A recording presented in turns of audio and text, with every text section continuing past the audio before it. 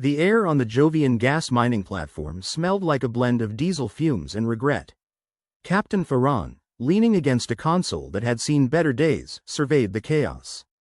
Around him, crew members dashed like headless chicken lizards, which was appropriate since the station was currently more foul up than a chicken coop during a Fox convention.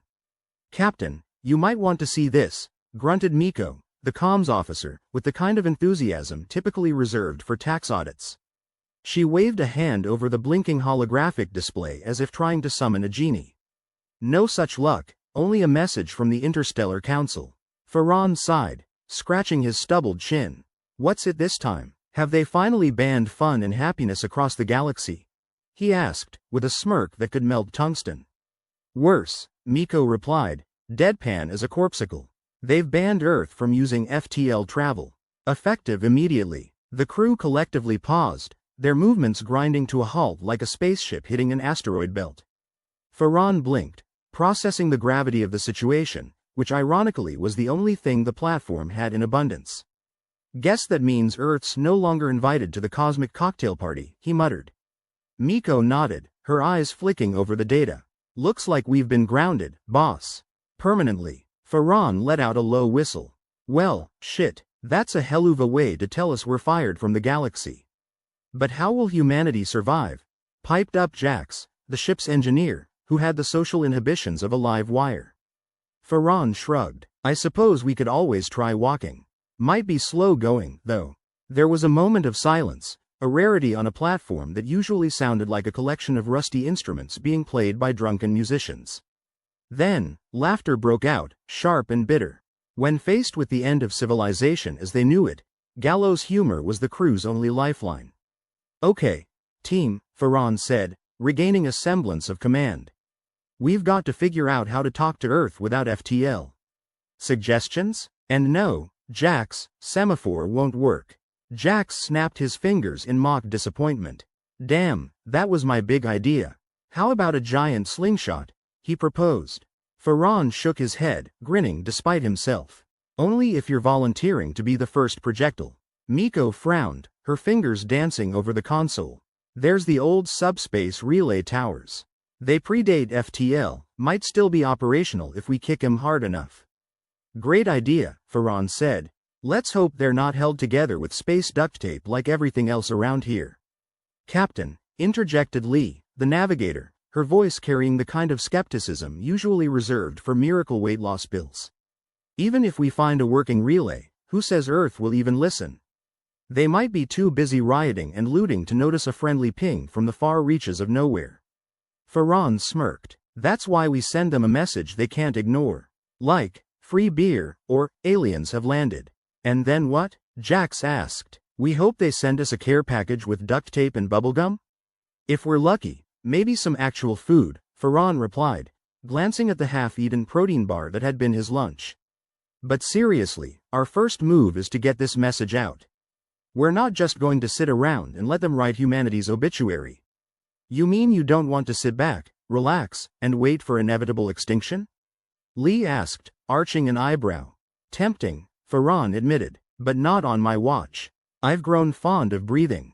With a plan, or at least the semblance of one, beginning to form, the crew dispersed to their stations, each carrying the weight of the galaxy's worst middle management decision on their shoulders. Farran watched them go, feeling a strange mix of pride and impending doom. "Time for a motivational speech," he muttered, heading for the command module. The module was a cramped space, littered with empty coffee mugs and datapads, each covered in the scrawl of a tired, overworked crew. Farran cleared his throat, mostly to get the leftover taste of regret out of it. "Listen up, you magnificent bastards," he began, looking around at his ragtag team. "The Council thinks they can ground us, but they're forgetting one crucial detail. We're human." He paused for dramatic effect, or maybe just to catch his breath. "And humans don't take crap lying down. We stand up, shake it off, and get back to work. We've been at the bottom of the universe's food chain before, and we clawed our way up. We'll do it again." The crew watched him, expressions ranging from skeptical to mildly inspired. Farran took that as a win. "Now, let's get that subspace relay working and send a message to Earth. Something like, stop panicking and start thinking." We're still in this fight. With a smattering of cheers and a few sarcastic comments, the crew got to work. Farron watched them, a grim smile on his lips. It wasn't much, but it was something. As the platform hummed with renewed energy, Farron glanced out into the vastness of space. Somewhere out there, the council was probably patting themselves on the back for a job well done. But Farron knew better. Humanity was a tenacious species, and this was just another bad day at the office. "Let's go show the universe what a really bad day looks like," he murmured. With that, Captain Farron turned back to his crew, ready to tackle the mess they'd been handed. After all, if there was one thing humans excelled at, it was making order out of chaos. Or at least having a damn good laugh while they tried. The Jovian gas mining platform wheezed and groaned like an asthmatic dinosaur, its metal guts straining under the weight of desperate activity. Captain Farron surveyed his crew, who were busy transforming minor chaos into major chaos. Somewhere in the background, the station's alarm system chirruped like a small bird with a chronic cough. It was comforting, in a "we're all doomed" sort of way. Miko, the resident master of deadpan delivery, sat at her console, fingers flitting over the holographic display. It cast a sickly green glow over her face, making her look like a ghost who'd just received a disappointing paycheck. "Captain," she said, her voice as lively as a mortician's handshake, "I intercepted some chatter from the usual suspects." Farron raised an eyebrow. "The Interstellar Council decided to send us a singing telegram apologizing for the FTL ban?" "Not quite. More like some alien factions think Earth's ripe for a good old-fashioned invasion now that we're grounded." The rest of the crew looked up, interest piqued. Jax, the ship's engineer, scratched his head, resulting in a cloud of dandruff that momentarily resembled a stellar nebula. "You mean they're actually planning to use us as a galactic punching bag? I'd like to see them try with what we've got." Farron smirked. "Yeah, nothing scares off marauding aliens like a bunch of humans with nothing to lose. But let's not get too cocky. There's a fine line between bravery and stupidity, and I like to think we dance on it daily." "Who are we dealing with?" asked Lee, the navigator, who had mastered the art of skepticism. "The Glorpnaks? The Zarkonians? Please tell me it's not the Zarkonians. I'm allergic to their bullshit." Miko shook her head. "Nope, worse. It's the Voridians and the Keltari. They're debating who gets the first crack at Earth. Voridians think Earth would make a nice vacation spot, and the Keltari think it's prime real estate for their new insect sanctuary." Farron sighed, rubbing his temples. "Great, we're stuck between a bunch of space tourists and interstellar exterminators. Just when I thought our day couldn't get any better. At least the Keltari might clean up the planet," Jax quipped. "Silver linings, right?" "Sure," Farron replied. "And maybe the Voridians will bring us t-shirts that say, 'I survived the invasion and all I got was this lousy shirt.'" Miko tapped her console, bringing up specs of the platform.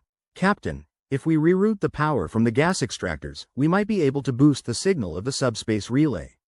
Throw in some creative engineering, and we could broadcast a distress signal to Earth loud enough to wake the dead."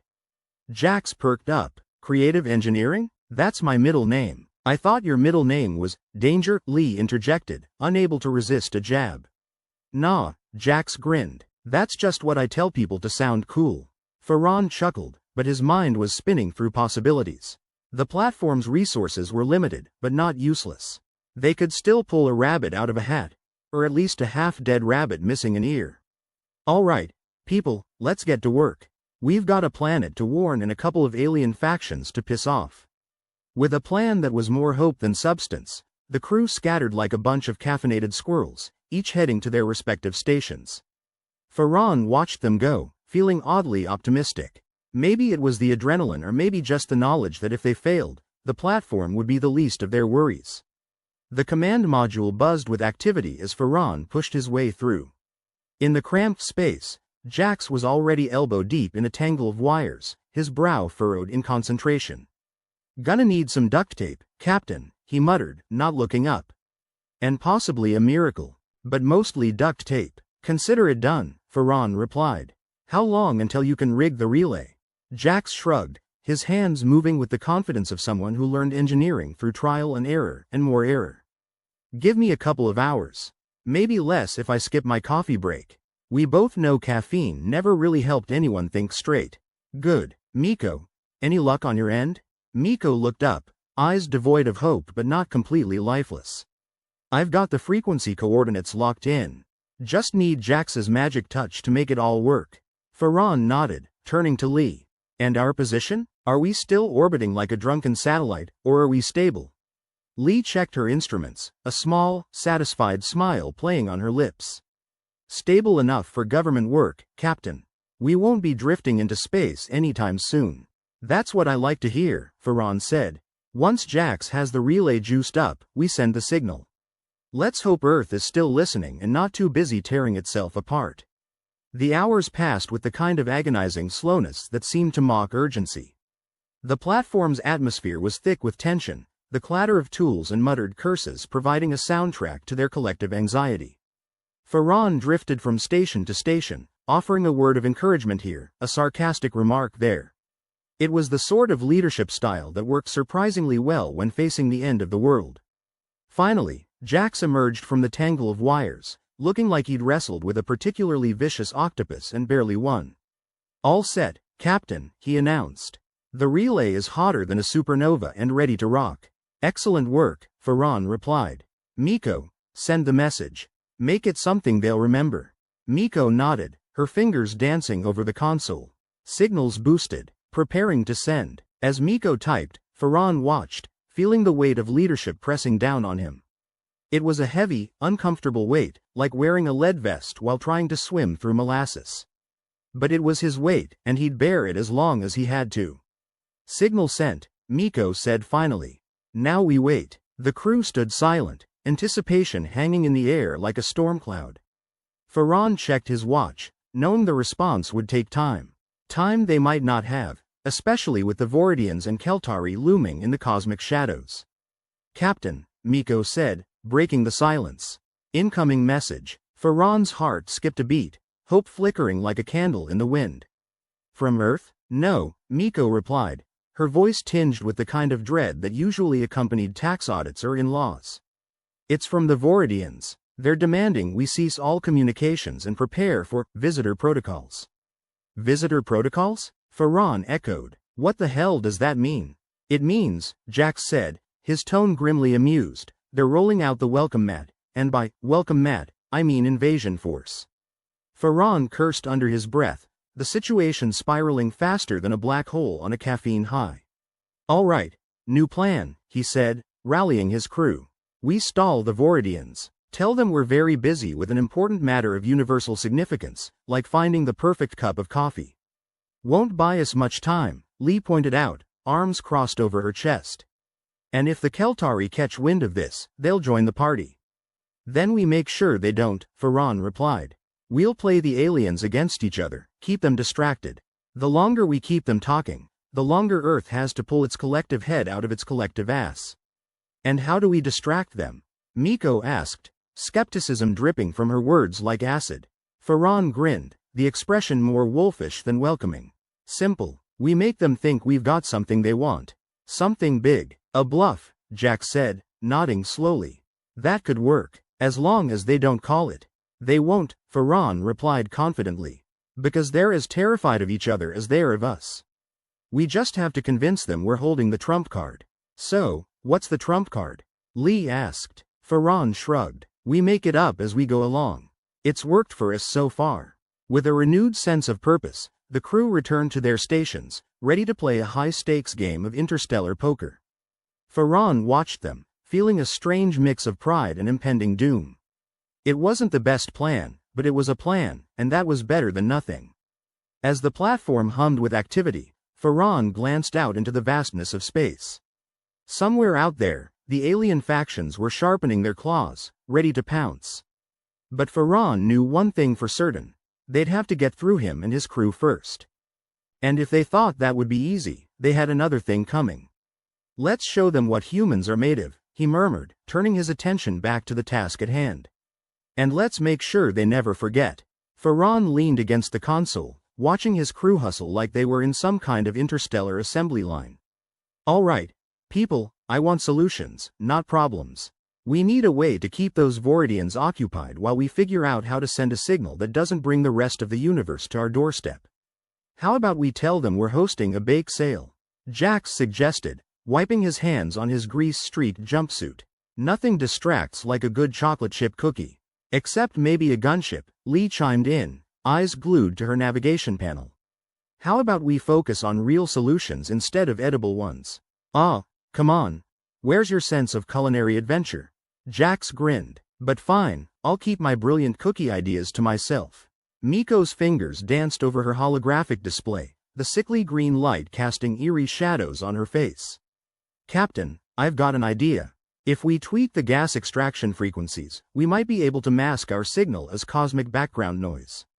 Farron raised an eyebrow, curiosity piqued. And how does that help us? Miko leaned back, crossing her arms. Think of it as sending a whisper in a hurricane. It won't be easy to catch, especially if we make it sound like random space junk. So, basically, we're hiding a message in static, Farron mused.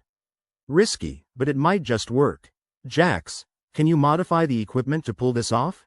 Jax scratched his head, releasing a nebula of dandruff. Sure, why not? I've always wanted to turn a gas miner into a cosmic radio station.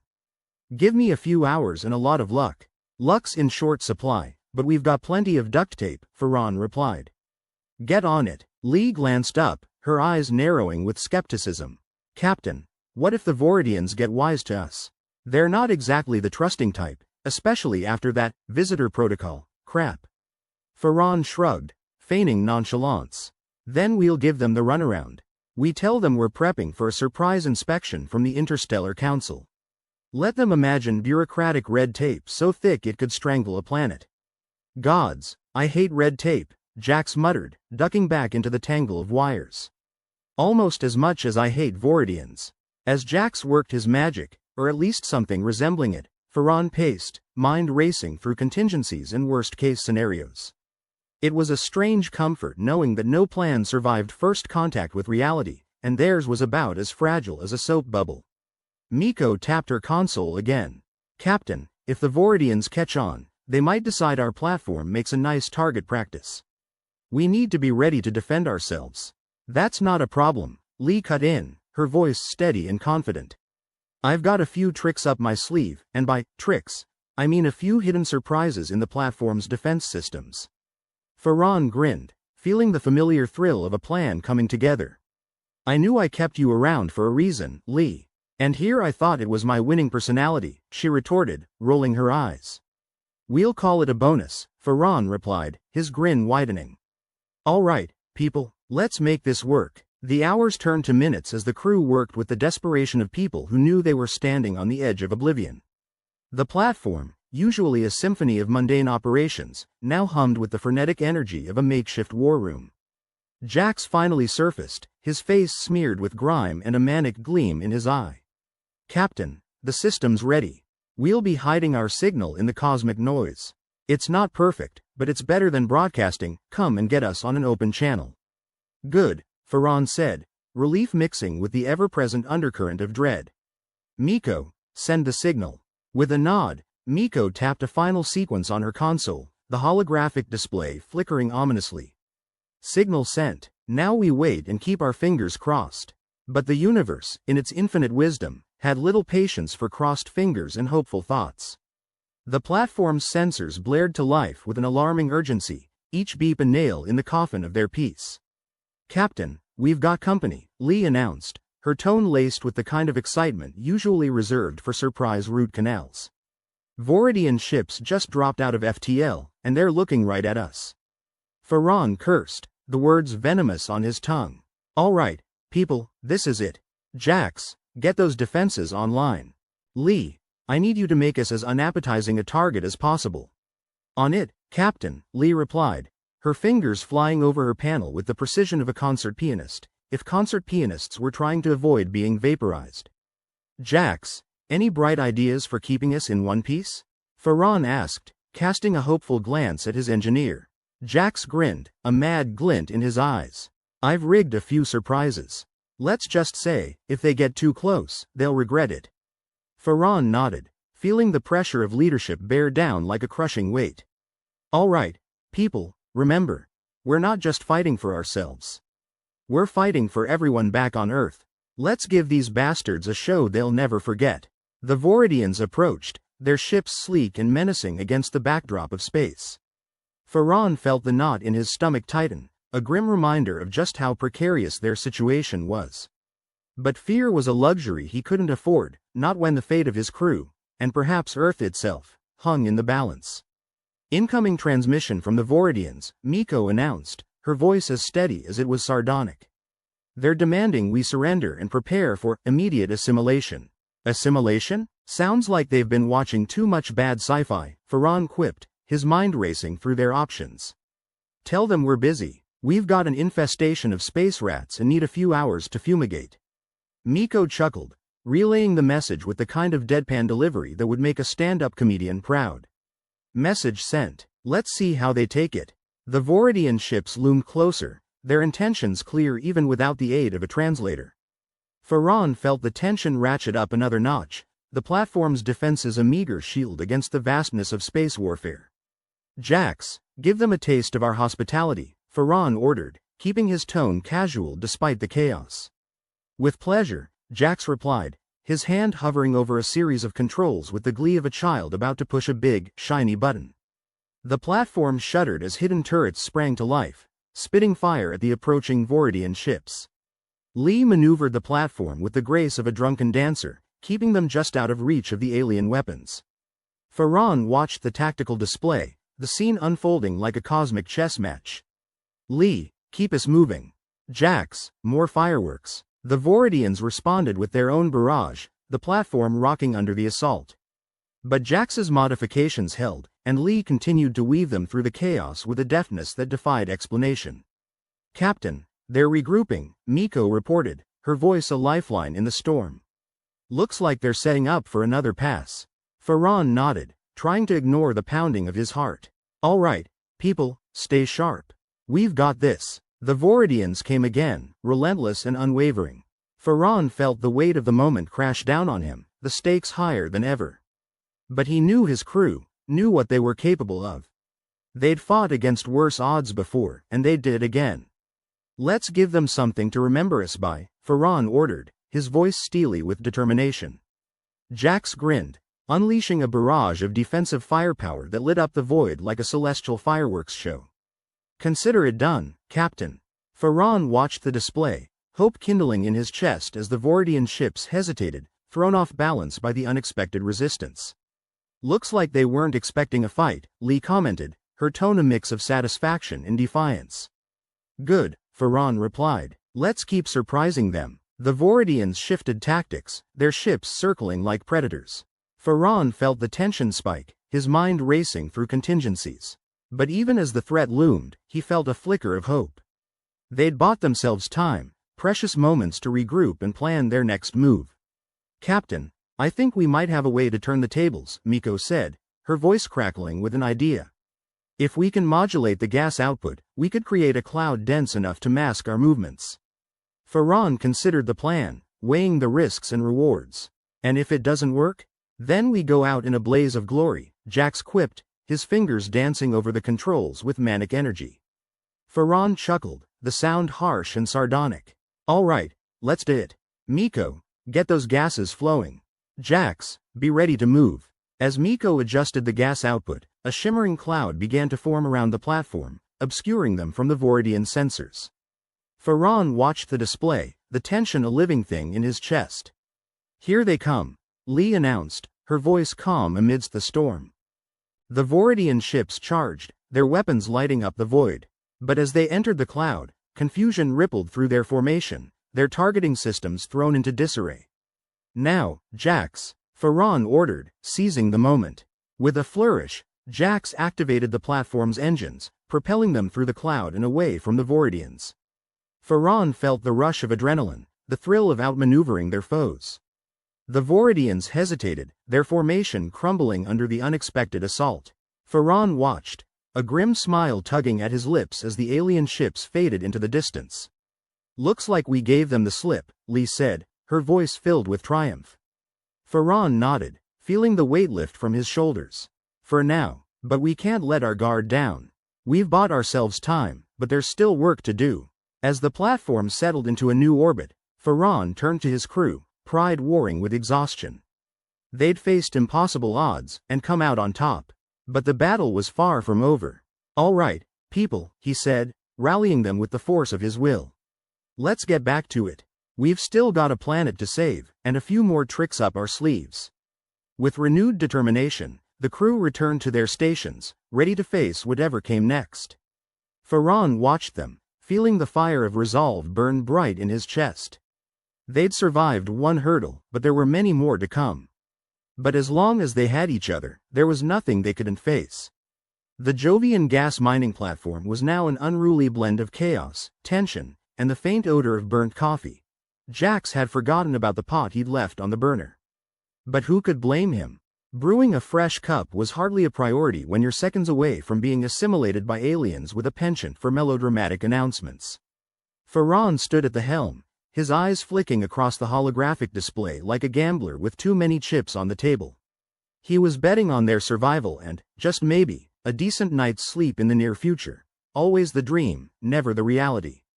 "Status report," Farron barked, snapping his crew back to the grim task at hand. "Well, Captain, we just gave the Voridians a taste of our hospitality, and they seem to be choking on it," Lee shot back, her fingers never halting their dance across the controls.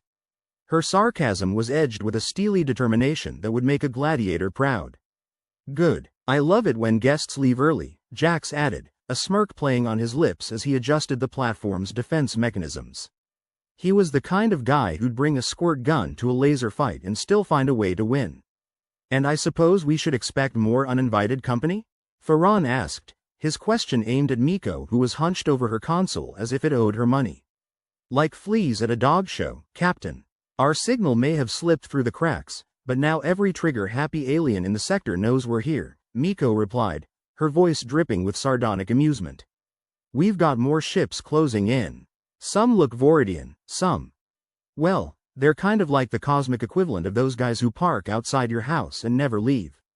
"Great. Intergalactic block party, and we're the hosts," Farron muttered, rubbing his temples. The headache forming was as inevitable as Lee's eye roll. "Let's just say I've seen friendlier faces at a tax audit," Lee quipped, her fingers still a blur over her controls. "So, what's the plan, Captain?" "Bake sales out. We've already tried the fumigation excuse, and I'm fresh out of party tricks," Jax chimed in, still grinning like a maniac. His enthusiasm for chaos was both concerning and infectious. "Simple," Farron replied, his voice a touch too steady for comfort. "We keep dancing and hope the music doesn't stop." The platform's sensors screamed in protest as more ships converged on their location. The display lit up like a psychedelic light show, each blip a new contender in the universal game of Whack a Human. "Looks like the party's about to get started," Miko announced, her tone equal parts resignation and bemusement. "And we're the piñata." Farron leaned against the console, the weight of command pressing down like a particularly judgmental sumo wrestler. "Lee, let's keep them guessing. Jax, you know what to do." Jax's grin widened as he flipped a series of switches with the flair of a magician revealing his latest trick. "Let's see how they like a little smoke and mirrors," he said, activating a series of decoy signals designed to mimic their real position. "Smoke and mirrors? More like smoke and prayers," Lee muttered under her breath, deftly adjusting their course to keep the Voridians chasing their own tails. The alien fleet maneuvered into formation, their sleek ships casting ominous shadows against the infinite backdrop of stars. It was like watching a predator circle its prey, except this time, the prey had a few surprises of its own. "Captain, they're recalibrating their sensors. We've got maybe a minute before they figure out we're not where they think we are," Miko warned, her fingers flying over the holographic display. "Well, here's hoping they're as slow on the uptake as a drunken sloth," Farron replied, his voice laced with grim humor. "Jax, how's our special delivery coming along?" "Locked and loaded, Captain," Jax confirmed, his eyes gleaming with mischief. Just waiting for the right moment to make their day a little more interesting. As the lead Voridian ship surged forward, Farron gave the order. "Now, Jax." With a flourish, Jax unleashed a torrent of chaff and electromagnetic pulses, scrambling the Voridian targeting systems with the finesse of a particularly vengeful poltergeist. The alien ships staggered, their carefully plotted advance unraveling like a ball of yarn in a room full of kittens. "Looks like we've bought ourselves another minute," Miko reported, her voice steadier than before. "But they're adapting quickly. We're going to need more than parlor tricks to keep them off our backs." "Then it's a good thing we've got a few more cards up our sleeve," Farron said, the resolve in his voice a sharp contrast to the chaos unfolding around them. "Cards, sleeves, and a whole lot of mucking about," Jax added, his fingers still dancing over the controls with practiced ease.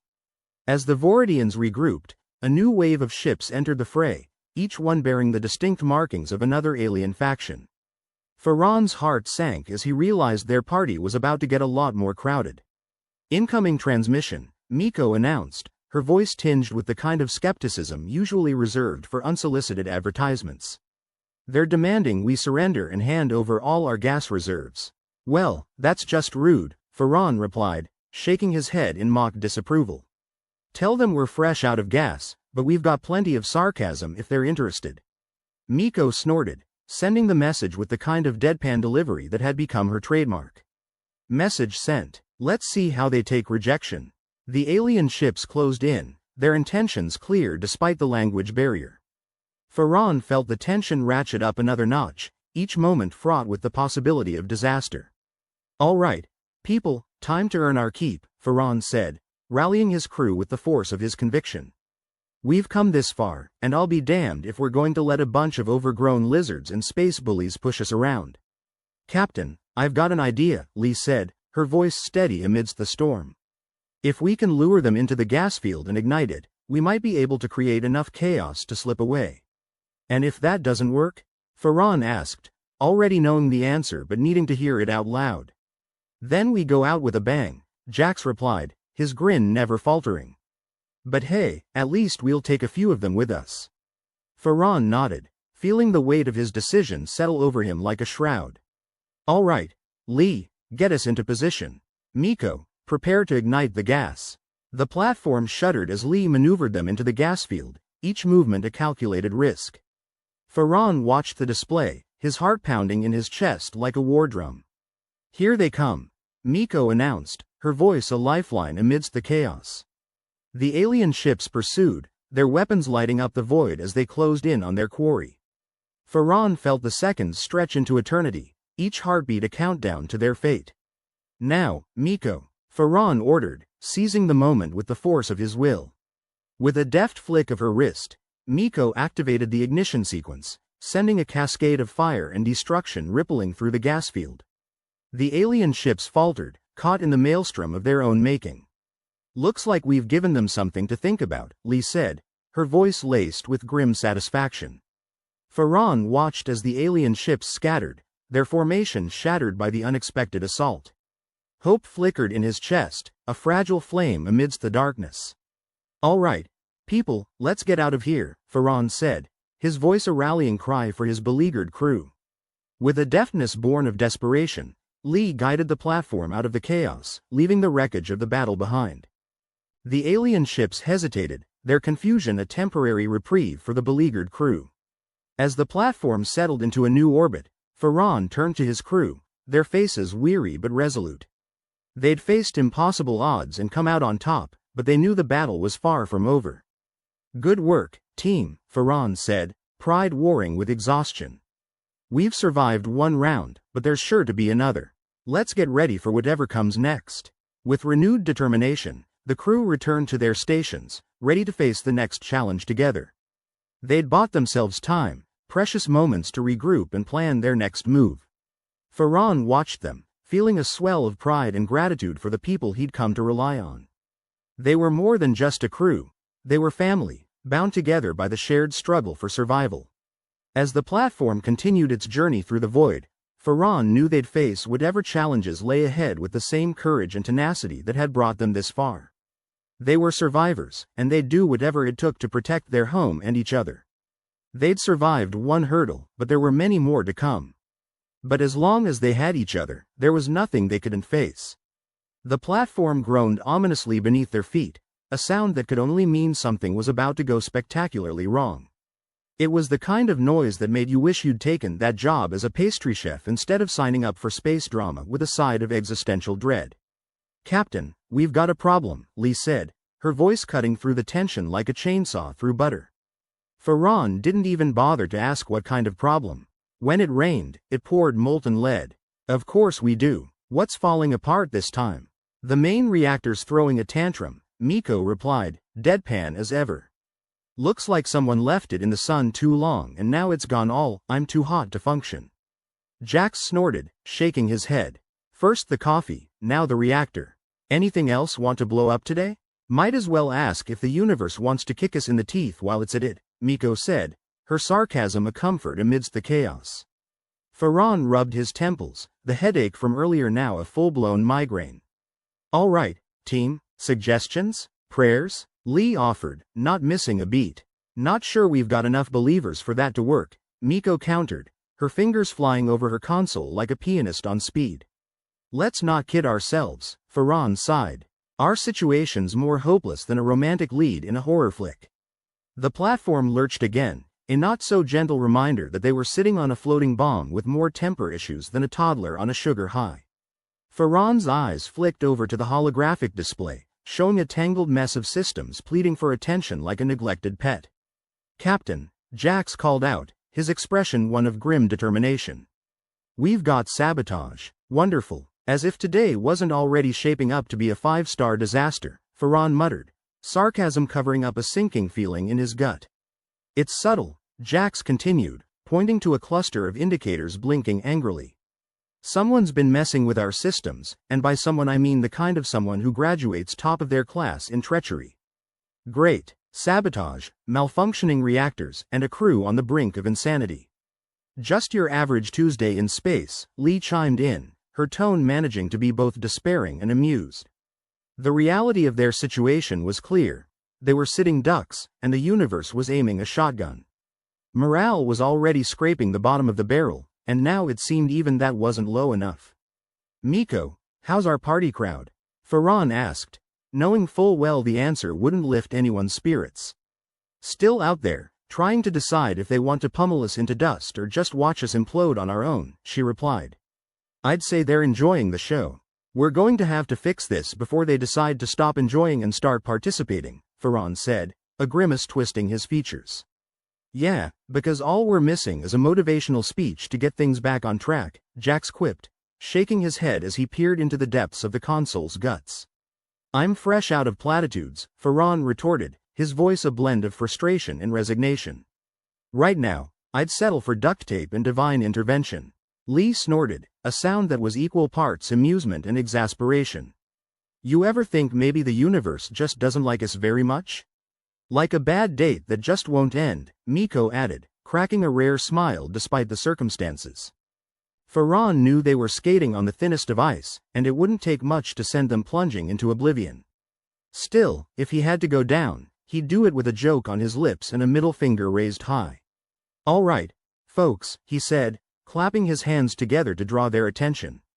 We need to pull off a miracle, and we need to do it fast. Jax, can you patch up that reactor before it goes full meltdown? Jax squinted at the display, his expression one of intense concentration. I can try, but I'll need time. And if we're being honest, luck, and probably a few human sacrifices. Let's save the sacrifices for Plan B, Farron replied, trying to inject some levity into a situation that was rapidly spiraling out of control. As Jax set to work, Farron turned his attention to Miko and Lee. Miko, keep those sensors active. I want to know the moment our guests decide to get rowdy. Lee, keep us flying straight. No drunken swerving. On it, Captain, Lee replied, her fingers moving with practiced efficiency over the controls.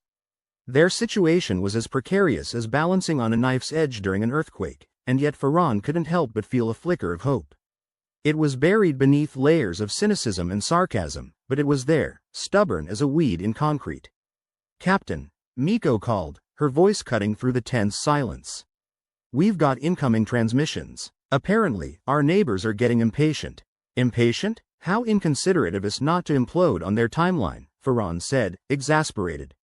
Nice of them to call instead of just barging in with guns blazing, Lee muttered, adjusting their course to keep the platform as steady as possible. Farron considered their options, none of which looked particularly appealing. Let's give them the silent treatment for now and hope they take the hint. Playing hard to get, are we? Miko asked, a smirk tugging at her lips.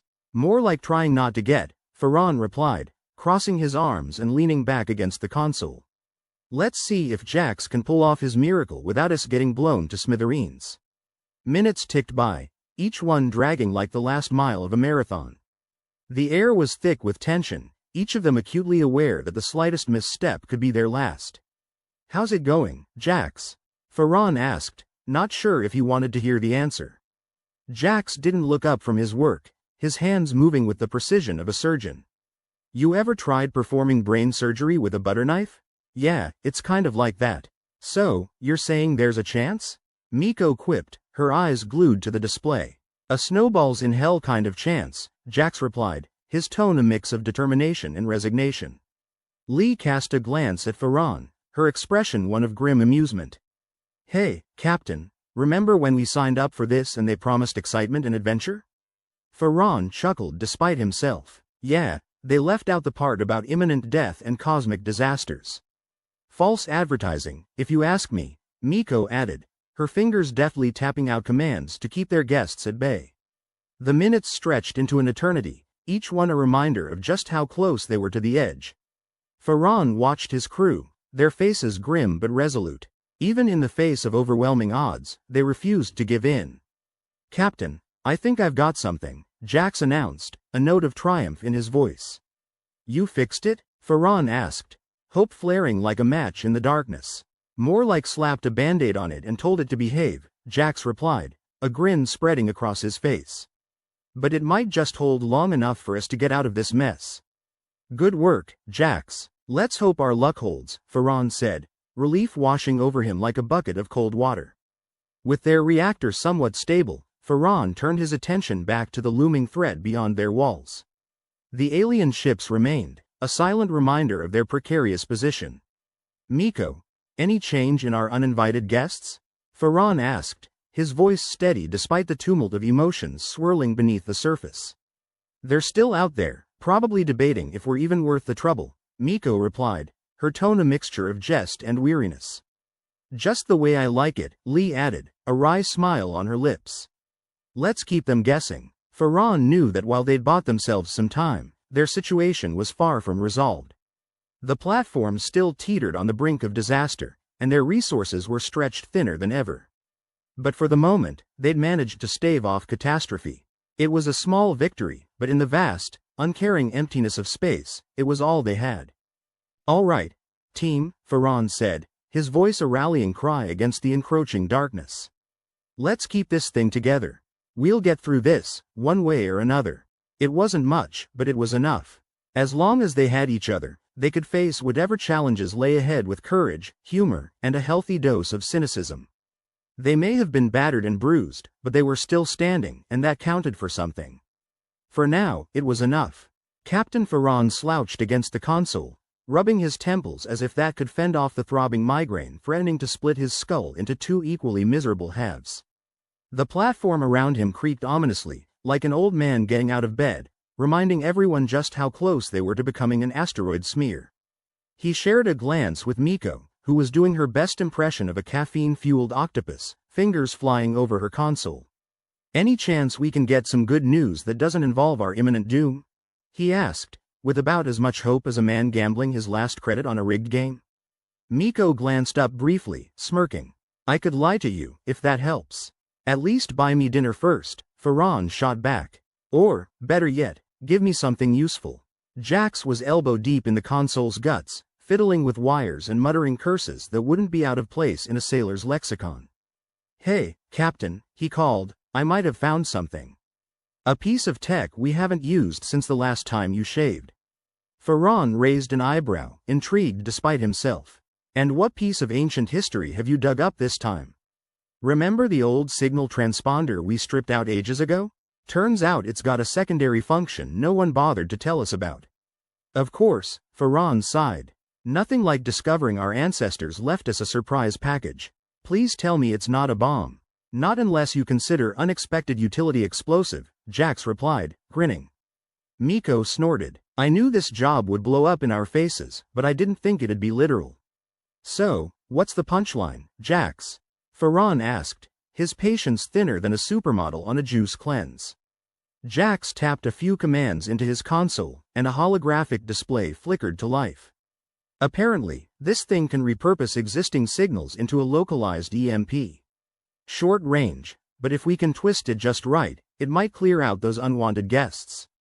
Farron's eyebrows shot up. An EMP? Why didn't you say so? We could have had this party wrapped up hours ago. Jax shrugged, a picture of nonchalance. You know how it is.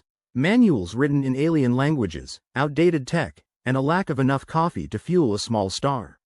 Always the coffee, Lee chimed in, her tone suggesting she'd long accepted the beverage's reign over their lives. Farron nodded, a flicker of hope kindling in his chest despite himself. All right, let's see if we can fire this thing up. Miko, can you handle the recalibration? She gave him a look that could melt lead.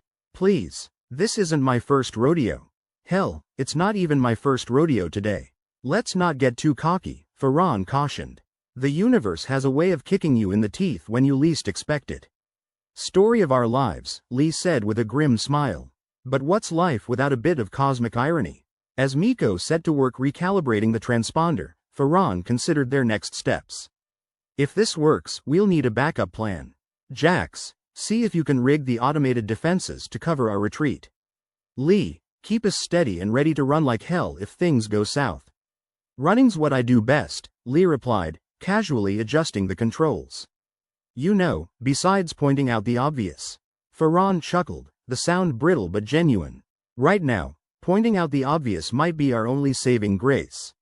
Minutes ticked by, each one punctuated by the steady clicking of keys and the occasional frustrated grunt from Miko. Farron watched his crew, each member a bundle of nerves and determination, and felt a strange sense of pride. They were in the kind of situation that made for great stories, assuming they lived long enough to tell them. Captain, Miko finally said, her voice breaking the tense silence. Transponders ready to roll, but, there's a catch. Of course there is, Farron replied, rolling his eyes. What's the damage? Well, this thing's got about as much finesse as a drunken elephant. We fire it off, and it might just take out half our own systems, too. Perfect, Farron said dryly. Because what's a little friendly fire between friends, right? At this point, we'll take what we can get, Jax interjected. Better to risk a short circuit than to wait around for those aliens to decide we're lunch. Farron weighed their options, which was akin to choosing between drowning and burning. All right, let's do it. Fire the EMP and hope for the best. Hope, Lee muttered, shifting her focus to keeping the platform steady. Not exactly a reliable strategy, but it's all we've got. Miko nodded, fingers poised over the controls. Here goes nothing, or everything, depending on how this plays out. Farron braced himself as Miko activated the transponder. The platform shuddered violently, lights flickering like a bad horror movie. For a moment, it felt like they were suspended between existence and oblivion. Then, silence. Eerie, deafening silence. Anything? Farron asked, breaking the stillness. Miko peered at her console, a slow grin spreading across her face. Looks like we hit the jackpot. Our uninvited guests are having a systems failure party. Jax whooped, punching the air. About time we got a win. Even if it's by accident. Accidents are just unplanned successes, Lee quipped, her hands flying over the controls to stabilize their trajectory. Farron allowed himself a rare smile. All right, folks, don't get too comfortable. Let's ride this wave as far as it'll take us. The crew busied themselves with repairs and recalibrations, the platform slowly coming back to life around them. They weren't out of the woods yet, but at least they weren't about to be eaten by wolves. Farron observed his team, each member a critical cog in their rickety machine. They were bruised, battered, and more than a little bent, but still they persevered. In the cold, indifferent expanse of space, that was all that mattered. Captain, Miko called, her voice a blend of surprise and hope. We're picking up another signal. It's faint, but it's there. More neighbors dropping by unannounced? Farron asked, his hope tempered by experience. Miko shook her head. No, it's coming from Sector 12. Could be a distress signal. Might be something we can use. Farron considered their options, each as uncertain as the last. But the glimmer of hope was there, shimmering like a distant star.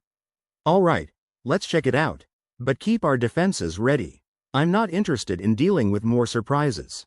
Understood, Jax replied, his tone carrying a mix of anticipation and trepidation. The platform lurched slightly as Lee adjusted their course, steering them toward the source of the new signal. Farron felt the tension in the air, a palpable force that wrapped around them like a vice. Think it's a trap? Lee asked, her voice calm despite the circumstances. Probably, Farron admitted, but what's life without a little danger? Peaceful, Miko muttered, her eyes glued to the readouts. But where's the fun in that? They drifted closer to the source of the signal, the platform's sensors probing the darkness for any hidden threats. Farron's mind raced with possibilities, most of them grim. Finally, the signal became clear enough for identification. Miko frowned, adjusting the holographic display to bring up the relevant data. Looks like an old emergency beacon. Federation make, but ancient. Ancient tech on a platform that's practically falling apart? Sounds like a match made in heaven, Jax commented, his sarcasm sharp enough to cut through the tension. Farron nodded, considering their options. If it's Federation, it might have something we can use. Resources, information, maybe even a way to signal for help. Or a whole lot of nothing, Lee said, her tone reflecting the cynicism they all felt. But we won't know unless we check it out. All right, Farron decided, feeling the weight of leadership pressing down on him. Let's take a look, but stay sharp. We can't afford any more surprises. As they approached the source of the signal, the outline of an ancient Federation pod came into view, its surface pockmarked and scorched from years of neglect. The sight was sobering, a reminder of the countless lives lost to the cold void of space. Looks like it's been drifting for decades, Miko observed, her voice a mix of awe and sadness. Who knows what we'll find inside? Hopefully not another angry alien, Jax quipped, his attempt to lighten the mood not entirely successful. Farron nodded, eyes fixed on the pod. Let's suit up and take a look. But be ready to pull back at the first sign of trouble. The crew donned their suits, the process so familiar it felt like second nature. Farron led the way, the hatch opening with a hiss as they stepped into the void. The pod loomed before them, a relic from another era. Farron's heart pounded in his chest, a mix of fear and excitement coursing through him. With careful precision, they navigated toward the pod's entrance, the ancient metal creaking under their touch. Lee took point, her hands deftly manipulating the controls to open the pod. As the hatch hissed open, a cloud of dust and debris floated out, the remnants of a forgotten past. Inside, the pod was a disheveled mess. Broken equipment, faded Federation insignias, and the skeletal remains of its long-dead crew. It was a tomb, a stark reminder of the dangers they faced. Looks like they didn't make it, Jax observed, his voice subdued. Let's see what's still working, Farron said, forcing himself to focus on the task at hand. We need anything that can help us get out of this mess. They moved through the pod, examining each piece of equipment with meticulous care. Farron's heart sank with each failure, the weight of their situation pressing down on him. Finally, Miko stopped in front of a console, her eyes widening in surprise. Captain, you might want to see this. Farron joined her, his gaze following hers to the console's display. It was a map, a detailed layout of the sector with highlighted routes and points of interest. This could be it, Miko said, excitement creeping into her voice. A way out, or at least a way to call for help. Farron nodded, the flicker of hope growing brighter. Let's get this data back to the platform. It might just be our ticket out. With the map and other salvaged supplies in hand, they retreated to the platform, the weight of their discovery mingling with their fatigue. Farron felt the first stirrings of optimism, tempered by the knowledge that they were far from safe. As they re-entered the platform, Farron turned to his crew, their faces a mix of hope and uncertainty. All right, team, let's see if this map can get us out of here. We've got a long way to go, but at least we've got a direction. Miko chuckled, a rare sound amidst the chaos. Who would have thought? An ancient map leading us to salvation. Almost poetic, or ironic, Jax added, a grin on his face. Considering we're still pretty much screwed. One step at a time, Farron said, addressing the crew with a resolve he didn't entirely feel. We'll get through this, or die trying. The words hung in the air, a silent vow that bound them together. In the face of overwhelming odds, they would fight, claw, and struggle to survive. And in the end, that might just be enough. The Jovian gas mining platform, affectionately known as the Death Trap by Farron and his crew, had seen better days. Well, at least in theory, since this rusted hulk had probably never had a good day in its life. The platform groaned and creaked ominously, like an old man getting out of bed, as Lee steered them through the void. "All right, folks," Farron announced, rubbing his temples in a futile attempt to fend off a migraine. "We've got a map, and I intend to use it. Let's see if we can find a way to communicate with Earth, get some backup, and avoid becoming alien hors d'oeuvres." Miko, her fingers dancing over the console like a pianist on their last performance, smirked. "So, the usual strategy. Hope for the best, prepare for the worst, and dodge the inevitable crapstorm?" "Exactly," Farron replied, glancing around at his crew. They were the kind of people you'd trust with your life, but not your sandwich. Perfect for this kind of suicide mission. "Miko, anything useful on that map?" "Well, Captain," she replied, squinting at the flickering holographic display, "it seems there's a relay station not too far from here that might still be operational. If we can piggyback off its old comms, we might just be able to send a message back to Earth." Jax, who was elbow deep in the guts of the main console, grunted. "And how do we know this station isn't crawling with more of those friendly neighborhood aliens?" "We don't," Farron said with a shrug. "But if we don't take the risk, we're as good as space dust." "Right," Jax muttered. "Never did like easy choices anyway. Too boring." "Think of it as a challenge," Lee added, adjusting their course with a deft flick of her fingers. "Life without peril is like a sandwich without the filling.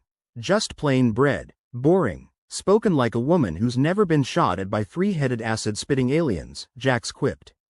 "Twice," she shot back, smirking. "And I still managed to keep my lunch down."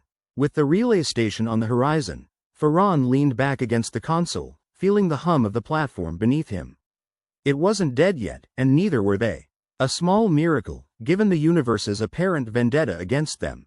"All right, Miko, when we get there, I need you to work your magic," Farron instructed, his voice carrying a mix of humor and resolve. "And by magic, I mean don't blow us up." "No promises," Miko replied, shooting him a cheeky grin. "But I'll do my best." The platform shuddered slightly as they neared the station, an old Federation relic that had more in common with a derelict haunted house than state-of-the-art tech. The place looked like it had been cobbled together by a blind man with a vendetta against engineering standards. "Lovely place," Jax commented as they docked, his tone dripping with sarcasm. "Should we book a room or just admire the decor?" "Let's admire while we work," Farron said, leading the way. "Miko, you're with me. Jax, Lee, keep the platform ready for a quick getaway." Just in case. They suited up, the process as routine as brushing their teeth, and entered the station. The air inside was stale, and the lighting flickered like a cheap horror movie set. If there were aliens lurking about, they were keeping a low profile, probably off ruining someone else's day. Miko worked quickly, her fingers flying over the ancient comms console with practiced ease. Farron watched, trying to ignore the faint buzzing in his skull that hinted at another impending migraine. "Not now, brain, save the existential crises for later." "How's it looking?" he asked, more for something to say than anything else. "Like an absolute mess," Miko replied, not looking up. "But if I can reroute the power here and bypass this, there we go." She grinned triumphantly as the console lit up like a Christmas tree on life support. "All right, Earth, here we come," Farron muttered, more to himself than anyone else. "You got this, Miko?" "Piece of cake," she said, tapping a series of commands. Sending the signal now. Minutes ticked by, each one feeling like an eternity. Farron shifted uneasily, glancing at the shadows like they might suddenly spring to life and start singing show tunes. "Anything?" he asked, unable to keep the impatience from his voice. "Give it a sec," Miko replied, her focus unwavering. The console beeped, and her eyes widened. "Captain, I think we're in business." "Earth's responding?" he asked, a flicker of hope sparking in his chest. "Not just responding," Miko said, her grin as wide as the event horizon of a black hole. "They're ready to coordinate a counter-offensive. Seems they've been itching for a chance to stick it to the Interstellar Council." "Guess we're not the only ones who hate being grounded," Farron mused, feeling the tension in his shoulders ease slightly. "All right, let's get the details and get back to the platform. We've got a galaxy to save.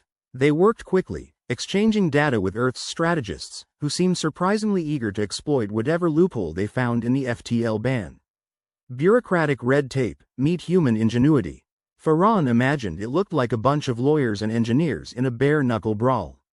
As they wrapped up, Farhan felt a sense of satisfaction that was almost unfamiliar in its warmth. Maybe, just maybe, they'd make it out of this alive with a few stories to tell. And if not, well, at least they'd go down swinging. With Miko's help, they transmitted the final data packet and prepared to leave. Farhan turned to his crew, their expressions a mix of exhaustion and determination. All right, team, let's get back and gear up for the main event. We've got a universe to annoy.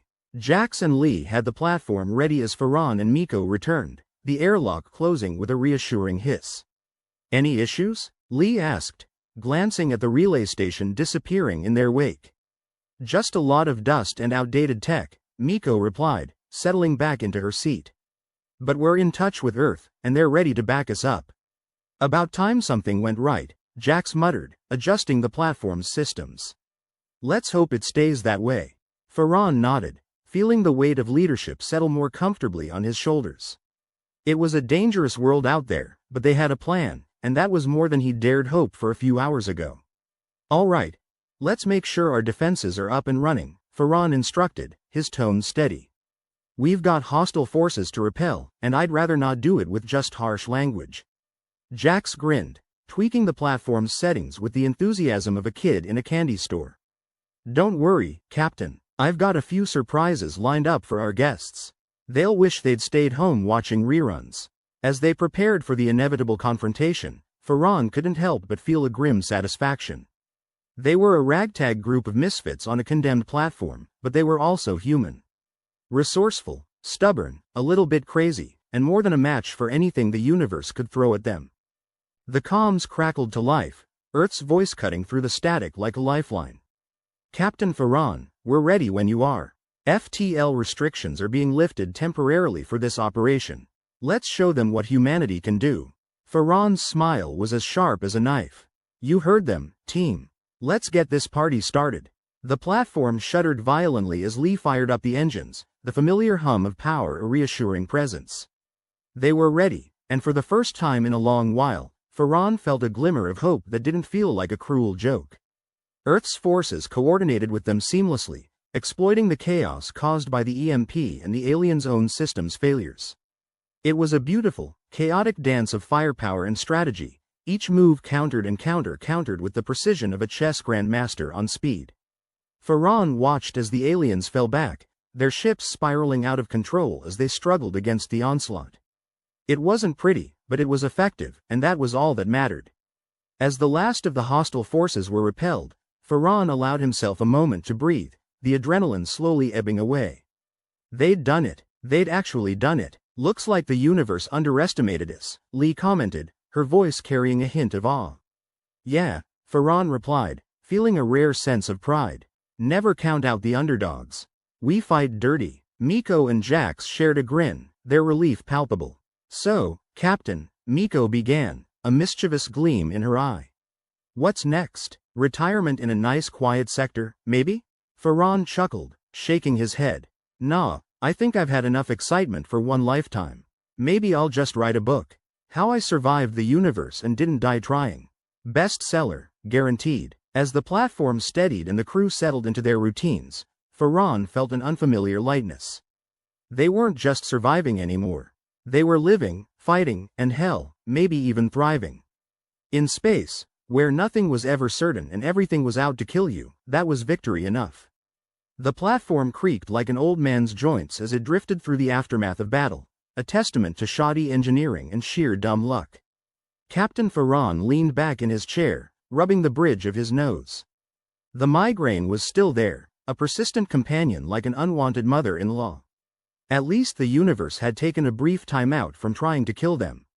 Well, that was a lovely little skirmish, Jax commented, glancing at the screen.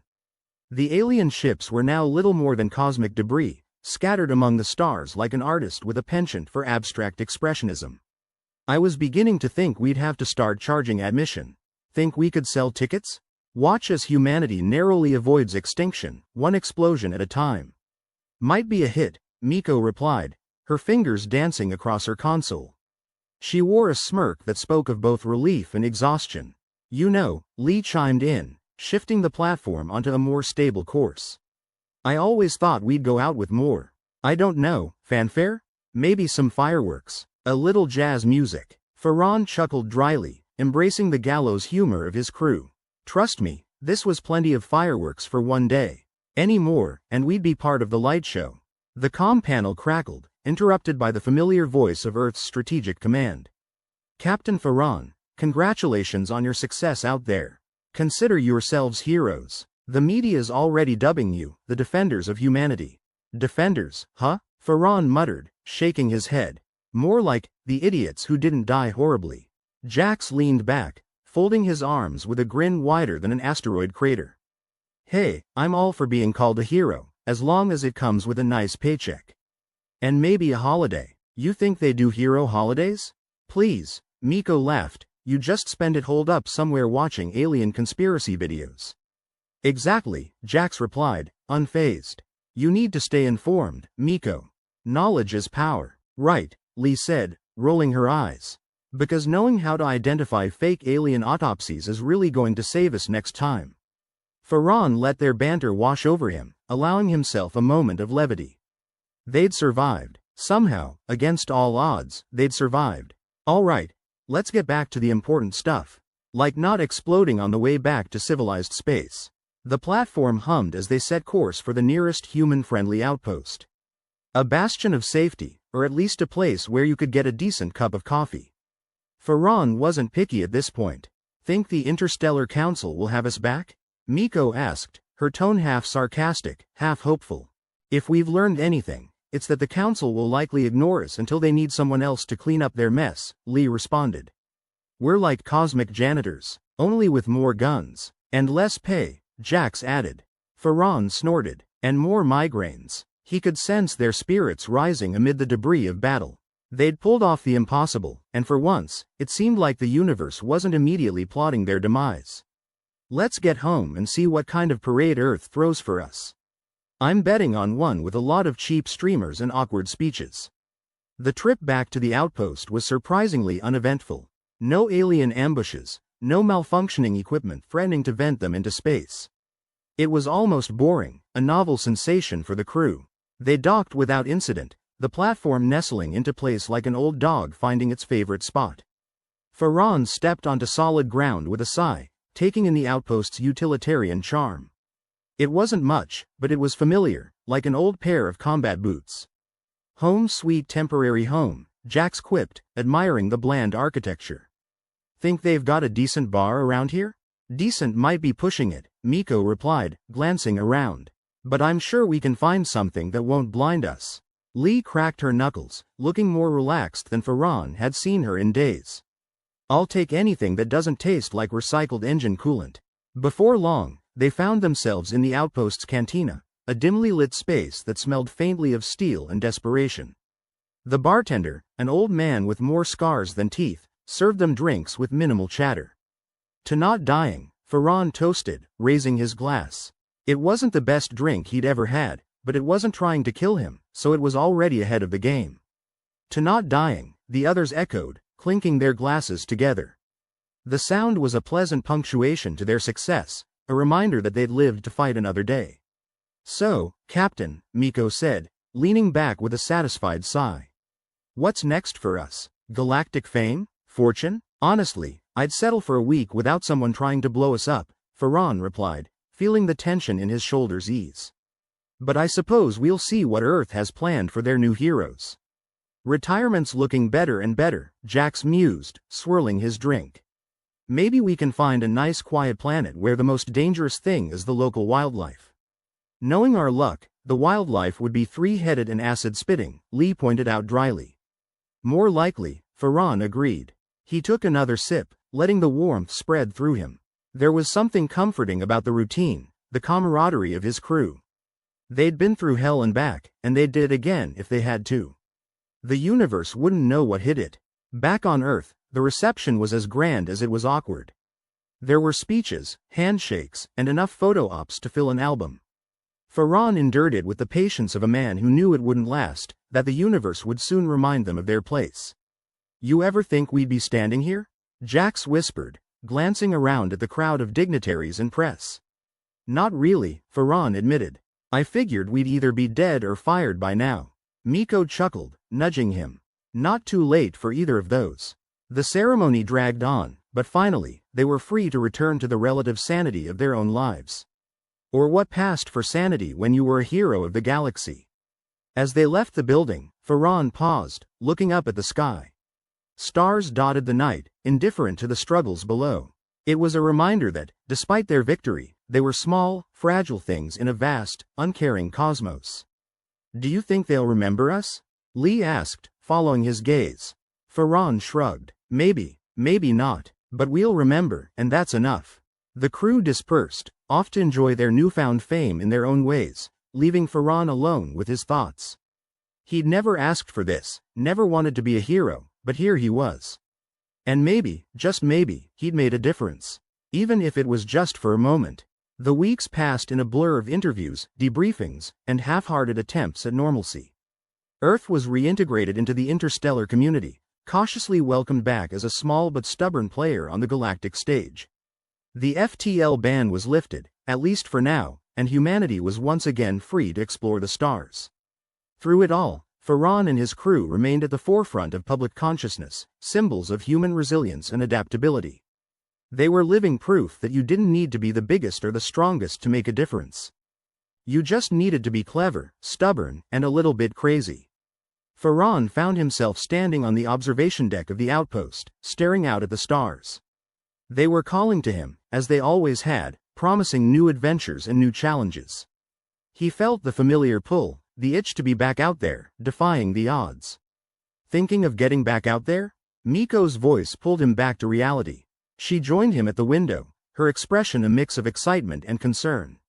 "Always," Farron admitted with a wry smile. "You know me, can't stay in one place for too long." She nodded, her eyes reflecting the starlight. "Well, wherever you go, I'm in. It's been one hell of a ride so far, and I'm not ready to get off." He chuckled, feeling the warmth of camaraderie and shared purpose. "Let's see what the universe throws at us next, then."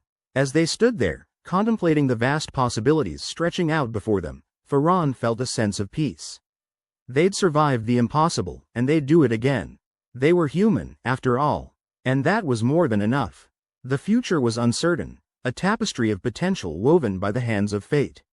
But Farron was ready for whatever came next, armed with a trusty crew and a healthy dose of cynicism. Because in the end, it wasn't about the destination.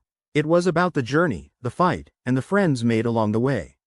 And perhaps, just perhaps, that was the point of it all.